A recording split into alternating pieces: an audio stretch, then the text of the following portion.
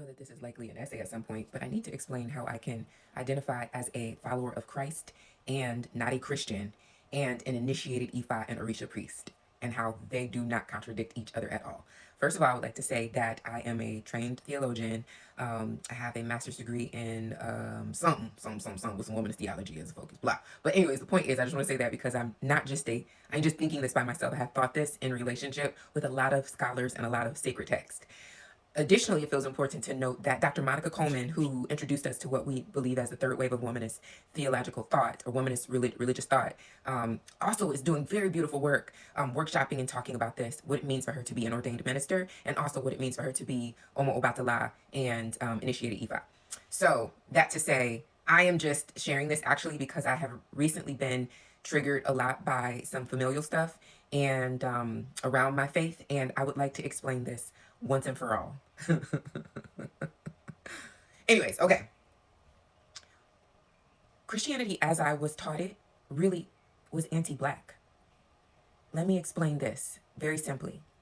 There are practices that are inherently Black. It is Black technology. It is indigenous knowing. It is literally a part of who it is that you are. It is ancestral. It is you that work. And you and your mama and big mama grew up believing in it. For example, herbs that made you well. There were medicines that somehow were passed down from generation to generation, and even location, even your ancestors who are descendants of enslaved people, even your ancestors did not lose it across an ocean. They know how to forage. They know how to, I grew up with that. My dad, who grew up in Mississippi, could tell us what grass we could eat. Sweetgrass. Could look at a thing that looked like a fruit and tell us, don't eat that, right? We grew up with this information. We knew it. It is decidedly a part of our lineage. It is our inheritance. Okay. But that's demonic, right? It's actually in relationship with what we know as Hoodoo. But Hoodoo was demonized. So even if we didn't call it that, even if we just talked about the practices that we grew up with, even if Big Mama did not call it Hoodoo, Big Mama and all those medicines that were not over the counter, that made you well. It worked. So let's just sit with that. It worked. Big Mama and all those medicines that made you well, that is demonic. We are getting further and further away from those practices. Now, as a little side note, a lot of the elders want to be like, these kids today, they don't want to da-da-da, but you don't either. You don't want to da-da-da. You don't want to be connected to some of the ways of our being, when we were younger. You don't realize that in internalized anti-Blackness, and that the more Christian you became, the less Black you were able to be. You don't want to acknowledge that. But you want to be able to say, the kids nowadays don't want to, or back in my day, we don't do what's back in your day anymore because we don't even have the basic technologies of relationship. We don't have the basic Black tools for being in community with one another because it has been demonized. Everything's demonic. Everything's demonic when it's Black. I digress. So these technologies that really the goal of it was to get you to hate yourself. And I say this every time I talk about this. Here's the evidence of it. Here's the evidence that it is anti-Black. We live in a Christocentric society.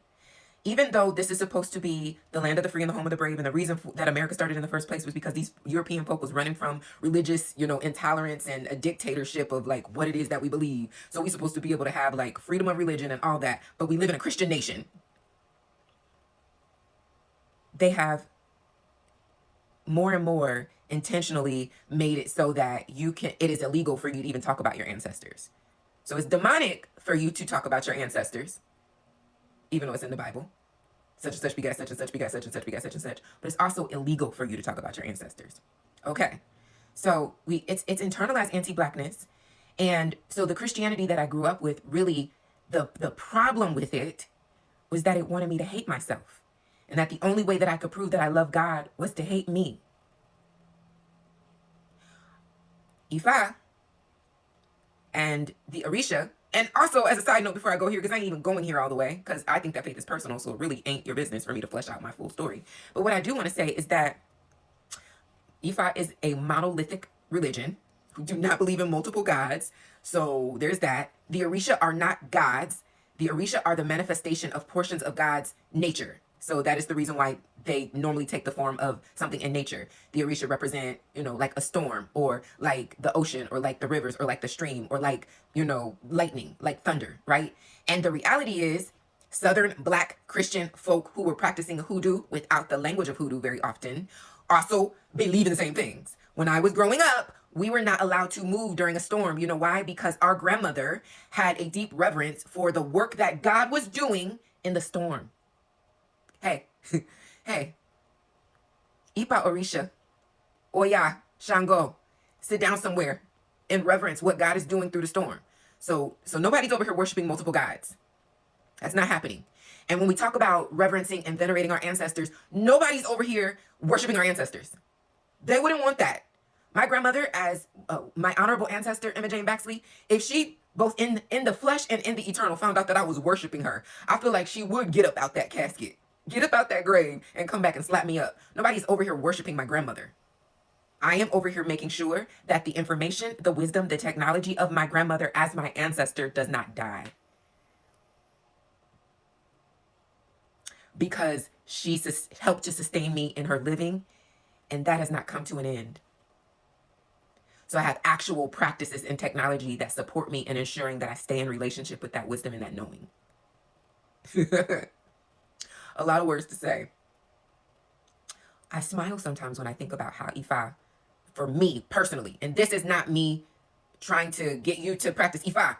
You could be Christian completely. That is the only thing that I want for you, is to stop hating your blackness in the meantime.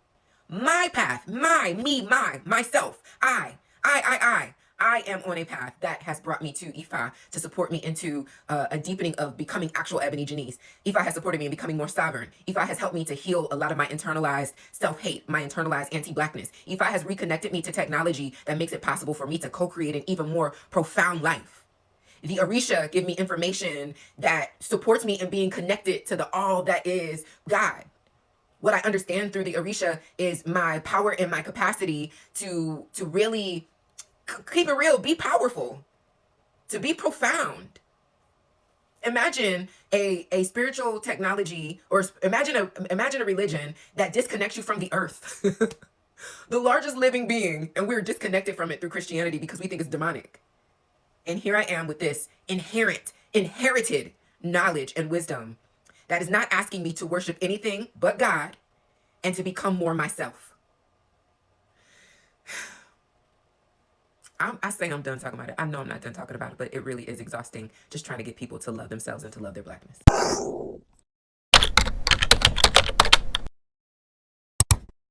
Nobody talks about you, then you are nobody.